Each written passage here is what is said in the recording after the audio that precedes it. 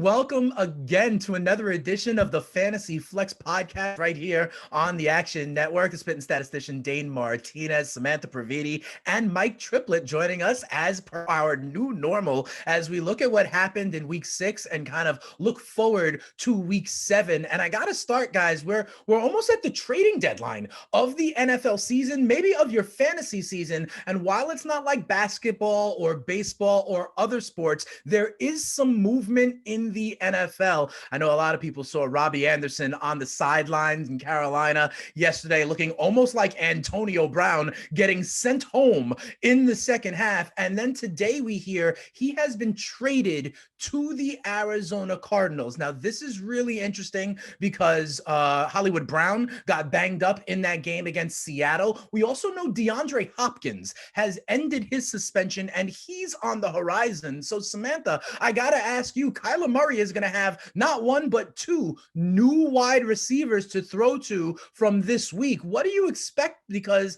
to be honest, DeAndre Hopkins used to be a target monster. What is it going to look like now with the new crew in town in Arizona?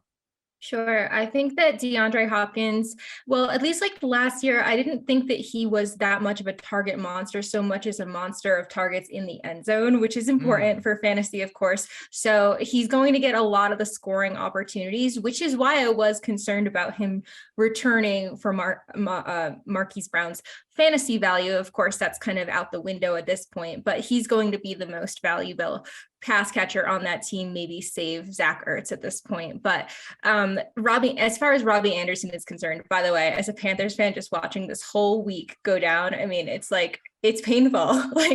We are becoming a sideshow at this point. Like it's a big joke. So with Robbie Anderson, I don't have too much optimism that he's going to be super fantasy relevant right out of the gate. I mean, it's a short week, so I doubt he'll even play on Thursday. But then after that, again, I mean, he wasn't really fantasy viable before, and he was probably like the second option on the Carolina team. Now, very different quarterback situation and very different offensive situation, but still, if he's pretty buried on that depth chart, like Rondale Moore has been looking really good. He's averaging 9 targets a game in the last 2 games. So I think that he's going to be a major piece, and he gets a big upgrade with Marquise Brown going down. All right, fair enough. To be honest, I have cause for pause for anybody that's not named DeAndre Hopkins or Zach Ertz. I want to see how the secondary and tertiary targets mix in. But Mike, what do you think? One of the things Samantha said was a very different offense. Is it really? Because Arizona has been struggling on offense as well, was not able to muster up too much yesterday against the Seahawks. What do you think about the movement and what happens when the dust settles? Yeah, well, I don't know about when the dust settles, but I was also going to say in the very short term, I think Rondale Moore could be a great play for one more week while they're trying to figure out if Robbie Anderson and even DeAndre Hopkins will be heavily involved. Even though he's healthy, it's going to be a short week of practice for that Thursday night game. Meanwhile, Rondale Moore has been playing more than 90% of the snaps over the last 3 weeks, and the Saints have had a lot of trouble defending the slot, especially with Marshawn Lattimore out. That sort of led to a ladder effect, or a domino effect, I should say, and that's what Joe Burrow did all day, was just pick on the slot because the Saints were down to Chris Harris, who they just picked up off the street working the slot. So I like Rondale Moore as a 1 week solution because he's the only constant among Arizona's receiving core. But eventually, DeAndre Hopkins is probably the only one guy you will consistently want in your lineup for fantasy purposes. Yeah, absolutely. And these guys make a great note. Okay, the Arizona Cardinals get going again on Thursday Night Football, the amazing product that is Thursday Night Football. And so anybody who's new to the stable may have to take some time to kind of get their feet under them, shall we say. But let's look at this at the Carolina side, guys. I mean, we know now that Robbie Anderson is gone. We heard trade buzz around Christian McCaffrey. And Samantha, I'll start with you. If you're a McCaffrey owner or, any owner about a guy who has trade rumors, what do you do?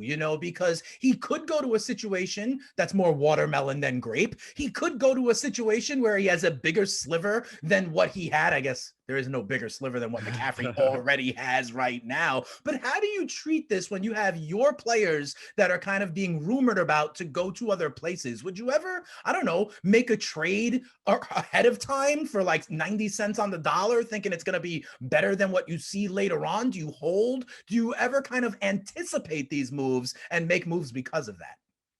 Yeah, I don't think that I would try to move Christian McCaffrey right now, because unlike some other situations where like someone's going from like a really good quarter, like if someone gets traded from the Bills, for instance, and then they're going to obviously take probably take a massive downgrade in quarterback, he's kind of playing with the worst of the worst at this point. So while the opportunities might not be the same, I still think that he will excel in most systems. I mean, if a coach can't make him excel, then the coach needs to be fired. I mean, he is just such a special player, in my opinion. So I think that I would probably still hold on to him. That said, I would think about rostering Deontay Foreman or Chuba Hubbard at this point, just because they could end up being the RB1, and being an RB1 in that grape maybe isn't that exciting, but it still touches. So certainly it would be worth considering rostering.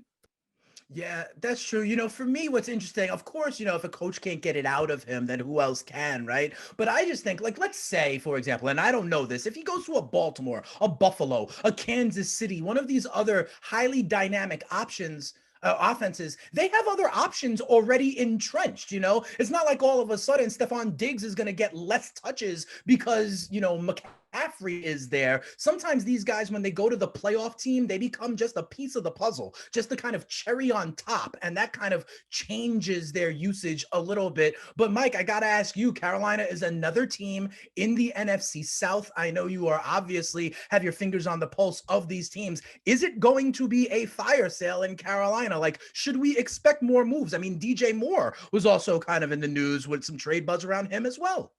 Yeah, I mean, I was told that, you know, there's probably a little more smoke than fire around Christian McCaffrey trade rumors, but I think everything is on the table with Carolina. They're following Samantha's advice from last week and thinking about what quarterback they want to draft next year already. But so you can't rule it out. And I think, look, I think in general, it's a smart play.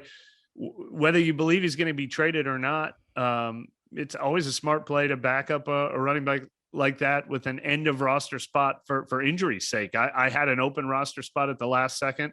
And so I was just like, who's available? And I picked up Rachaad White, because you just never know. You know, sure. Leonard Fournette gets hurt. All of a sudden, Rachaad White is the new Ken Walker. The only problem is we don't really have that in Carolina. I do think both Deontay Foreman and Chuba Hubbard would be big pickups the next week. They'd be hot commodities, but from everything I've been told, they would split the workload. There would be no one go-to guy there. So that makes it a little tougher. And I hope DJ Moore gets traded. I have him on two teams, and it looks like there is no hope for him now in Carolina. Yeah, it's true. I mean, he and Baker Mayfield may have different opinions on what defines being open in the NFL. And I got to admit it to you guys. I'm just doing this because I have been hurt by this before over in fantasy baseball. I play sometimes in AL or NL only leagues, and I have someone who gets traded to the other league, and then poof, they're gone. They're out of the player universe altogether. And so because I've been burned with that, sometimes I do try to anticipate what the roles may look like moving forward. But Mike, when we have you on, we also always got to ask about what's going on in New Orleans. Now, there were reports that Andy Dalton has kind of, you know, helped New Orleans matriculate the ball down the field. We talk about Taysom Hill all the time, and it looks like Jameis could have potentially been back yesterday for pure health reasons, but the Saints still went with Andy Dalton. Is there a chance that Andy Dalton just becomes QB1 in New Orleans? I think it's a little in between. Jameis Winston was healthy enough, but Dennis Allen clarified to be the emergency third quarterback yesterday. It would have been Taysom Hill as the number 2 if anything happened, and then Jameis would have come in only in case of emergency. So he's not quite 100% yet. Gotcha. And I think that's what the Saints are waiting for. You know, if this was Drew Brees in his prime, they probably would have trotted him out there. You're good enough to be in uniform. We're going to put you out there. But I think Jameis only gets his job back when he's really close to 100%, since Andy Dalton has been pretty stabilizing. And I do think there is a possibility that Andy Dalton could win the job, but the clock's kind of ticking on him now. He I don't know, his performance was pretty good against Cincinnati, especially in the first half, but then they kind of fizzled out in the second half on offense and let that game get away from him. And I think partly let an opportunity to try to cement that job get away. So now he's got Arizona on Thursday. And if he's just pretty good again, then I think maybe it is Jameis Winston after they get that mini bye after that. Okay. Another thing I wanted to ask you about, Mike, when it comes to the Saints, prolific running back Alvin Kamara has been in the news because it seems like a case from the offseason may potentially start to get adjudicated. Now, my question is not about, culpability or anything like that, but from a cold, hard fantasy standpoint. Now, I remember a few years ago when Ezekiel Elliott kind of had an issue that was in process, and then he got suspended in the middle of the season into the fantasy playoffs. People were wondering, will he or won't he get suspended? And I got to tell you the truth, Mike, I have similar questions about Alvin Kamara right now, given the fact that the process is now ongoing. Is there a chance that we may see Alvin Kamara get a mid-season suspension? Because if so, I'm running to the waiver wire. I'm grabbing Mark Ingram, among others. Yeah, Mark Ingram is probably a safer bet than either of the Carolina guys we talked to because of, I think it's a small chance that he gets suspended this year, but also an injury chance. Mark Ingram is a guy who would all of a sudden have a major workload. So that is one of those guys that maybe becomes a smart use your bench spot on that. As for Kamara's situation, the good thing that has happened for delaying any possible suspension is his trial has been postponed. I shouldn't even say trial.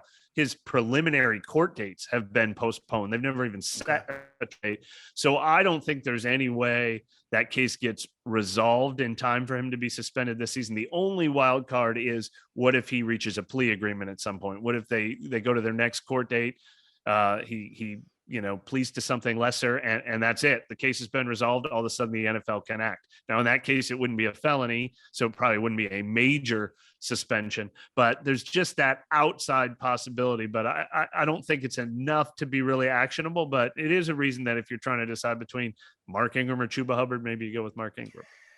Fair enough. I'm just saying I would hate to all of a sudden have Alvin Kamara be your running back one. You're a team that's like 7-1 ticketed for the playoffs. And then all of a sudden you lose your stud fantasy asset going into the fantasy playoffs. So just wanted to keep everybody aware of that. Have that on your radar. If you are someone who has Alvin Kamara or potentially has a guy like Mark Ingram already as a bench stash, could be a more valuable commodity in the future. One other topic, Samantha, I want to ask you about before we start to dive into the waivers, like we usually do here on Fantasy Flex position by position, is we've got a couple of other quarterbacks now potentially on the comeback trail now. We see that maybe Dak Prescott may be back under center for Dallas. We see that Tua may be back under center for Miami coming up next week. And I don't know, but Bailey Zappi got a win. We may see Mac Jones back as well. Do you have any notes or thoughts about these potential returning quarterbacks who may be coming back to play?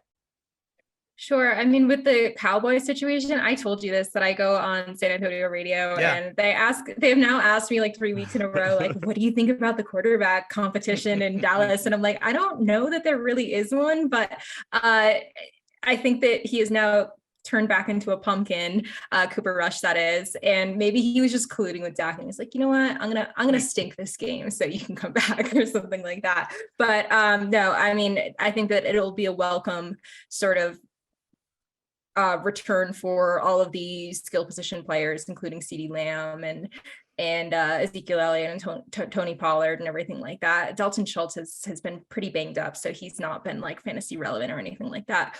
But yeah, and then in Miami, of course, like that's been a total crap show. I mean, Skylar Thompson ended up getting injured very early in that game. Teddy Bridgewater had to come in. He was actually pretty good, but I think Tua will also be a pretty good upgrade. I mean, just remember how we were talking about the Dolphins and their offense a few weeks ago before that injury. I mean, it was obviously awful, and I'm glad that the NFL seems like they're like taking a little bit more time bringing players back, which kind of stinks for fantasy. Like as a Chris Olave manager, I did miss him in my lineup. I had to start Garrett Wilson. So you can imagine how that matchup went. But but for sure, that will be a welcome change for the Miami offense. Listen, Tyreek Hill still did work yesterday, over Oh, he's 170 quarterback proof. yards. Absolutely. But we did say to keep an eye on guys like Raheem Mostert and potentially Mike Gesicki. And Gesicki got into the end zone twice in week 6, kind of rewarding you if you listen to the Fantasy Flex. That's what you need to do here on the Action Network. It's the Fantasy Flex podcast. Dane Martinez, Samantha Praviti, and of course, Mike Triplett as well. Let's get into it now. Turn the page, look towards the waiver wire. And I got to make a note. We have different teams on bye this week. And we're talking about heavy hitters. The Bills are on bye in week 7. The Vikings are on bye in week 7. The undefeated Eagles and the Rams. Like, you could have a Cooper Kupp, Stephon Diggs, Justin Jefferson wideout core. And if you do, I want to be in that league because whoever you're drafting against is messing up. But there are big time people that could be out. And I want to make this note before we dive in, Samantha. We also have, if you remember, the teams from last week